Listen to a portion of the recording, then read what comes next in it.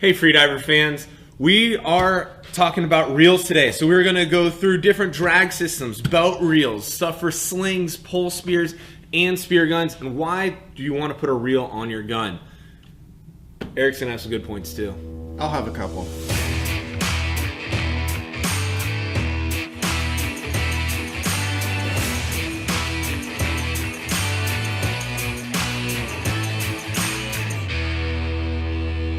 As far as reels go, these all look very similar. However, there's some key differences between each one. Most of the reels that you're going to see in the freediving spearfishing world are going to look something like this JBL reel. I actually run this reel on my spear gun, and I like it a lot. Not only is it green and kind of cool looking, but it just takes that standard dovetail mount. So this mounts to your gun, and then it just slides right onto the reel itself, and you're in business. Most of these are going to take about 50 meters of line, which is all you need. The drag system is just this kind of wing nut right here that squeezes the spool down, makes it harder to turn. Nothing too crazy with that. And I would say that the drag really is either going to be locked up or in free spool. It's very rare that you get a drag that's effective like a fishing rod drag. And most of these, the reels that run this type of drag have a tendency to want to tighten when you're reeling in and actually loosen up as the fish is running and pulling line off of it. Nice. There's washers in there that help prevent that, but most of them do it anyway. And I honestly look at, although I hope to shoot a fish that's going to take off and use a bunch of reel line. My fish don't take off. You just stone everything every time.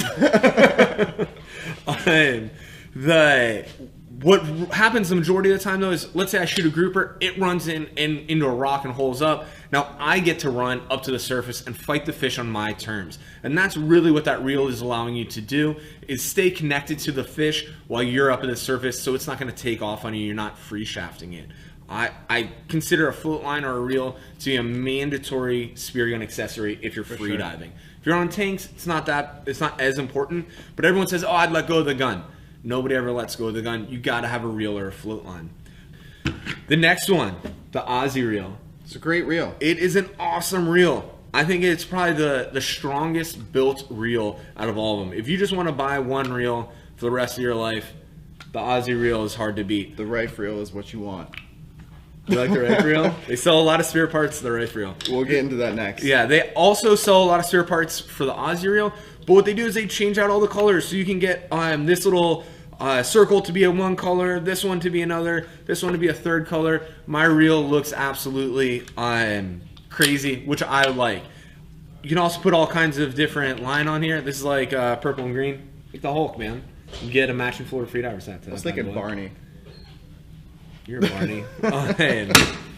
Nice. Both of these had the same drag system, that tightening nut. When you're going to find that to be the most common one. Unlike the next reel we have here. So this is a low profile setup. This is the thin bodied RIFFE reel. They also make a little bit bigger version of this. I like that one. I like this one too. It's really nice. RIFFE uses some really thin reel line as well, so you can stack a ton of line on here.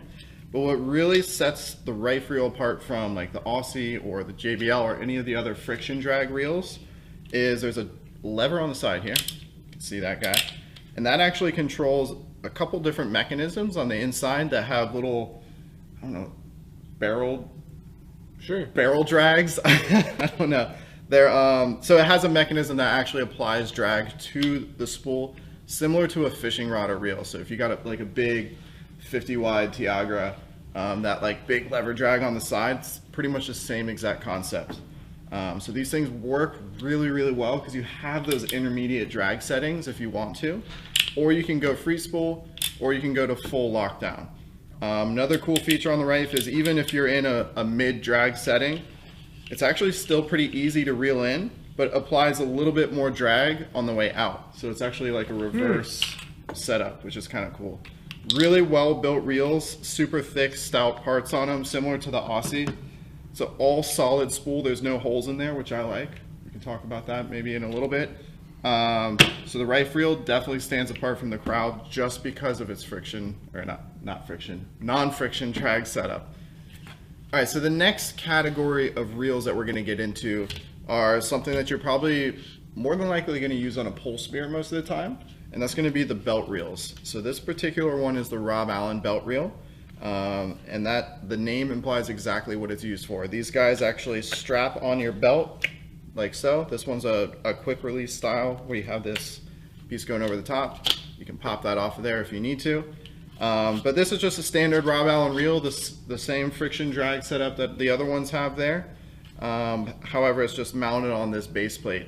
Now what people generally do with these is they'll have like a tuna clip or some kind of clip on the end of it, on the end of the line, that they can clip to their pole spear, so when they go to shoot something, now their pole spear is attached to that reel, fish can run, or you can get up to the surface like you were saying. And they do work pretty well. You do run a little bit more risk running the belt reels versus like a float line, for example. Reels have a tendency to get tangled up or locked up, so that's why they build them with this quick release on there, so you can drop them if you need to, but I'll probably just drop my whole belt. Probably dropping the whole belt is your best bet. A few different ones that we carry. We've got the Rob Allen. The Aussie Reels can actually be adapted into a belt reel, so there's a little belt reel adapter that bolts onto these. The Omer, yep. I really like the Rob Allen because it has this big plate on it. Any of the ones that have like a belt loop style attachment to your belt, when you go to reel it, it winds up going all kapunkle up on you. For that. The big plate makes reeling it in much, much easier. I really like the Rob Allen, even though it's probably the priciest option. It's money well spent. For sure. It's a great reel. The Rob Allen reel's been around for as long as I can think. Yeah. So having that set up into a belt reel is definitely durable. It's well known, it's popular, and gets the job done.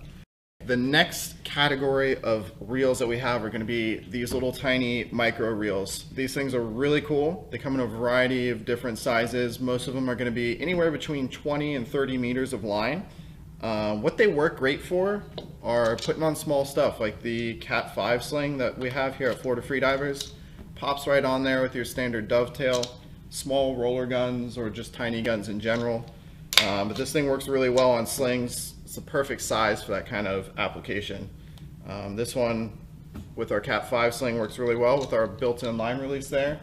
So that's a really cool setup. Yeah, normally if you're running a reel on a sling, you have to pull out a bunch of reel line to make the shaft effective, because that's going to be your range. The sling isn't going to be strong enough, nor really a spear gun, to pull line off the reel. You already have to have that line off the reel. But on a gun, you have a line release, so you don't really worry about it. And when we were putting these on slings before, you were like a ribbon dancer down there with a big old loop of reel line, and we developed some kind of techniques to mitigate it getting tangled in the coral. Hold it with your pinky and across your canine tooth. Like, yeah, it was, but it was a big pain in the butt. So Erik and I actually sat down and came up with the Cat 5 sling. And really, it was just a labor of love. You know, we're both big sling guys, and we wanted this to work. So we designed it, and now they're available in the shop. All right, guys, thanks for watching. I hope you guys learned something about reels today. I know that I did. Erik definitely taught me something about this RIFFE reel. That happens a lot. I'm telling you, man, you got to learn it from somebody. All the reels today that we showed, we obviously offer at Florida Freedivers. If you guys want to come down, get your hands on them, ask us any questions about them. We'd love to answer those questions. Or bring us your guns or slings or weight belts. We can mount these to anything that you want. So you know, we have experience mounting these to pretty much anything. They have all different types of mounting systems, so we can help you get everything figured out. Put line on it, whatever you need. For sure. And stay safe out there. Reels or float lines are mandatory on spear guns, all right? If you're free diving. If you can't make it in the shop and you have questions, comment down below, like and subscribe. I want to know in the comments what the biggest fish you ever shot on a reel was versus a float line. How much reel line have you gotten taken out by a fish? That's what I want to know. Have you gotten spooled? All of it? A little bit? Some of it? All of it, and then I get like off the reel. 4 inches. You know?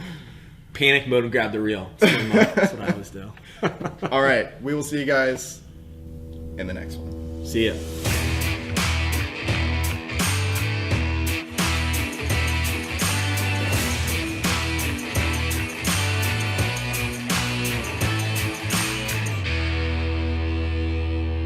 Thanks for watching our videos, guys. We always love giving you guys good content and educating you guys more on the products that we use. If you have more questions or comments of things that you want to learn more about and videos that you want to see, then leave a comment in our discussion board on our channel. But for the next time, in between there, check out these videos right here, and we'll see you guys in the next video.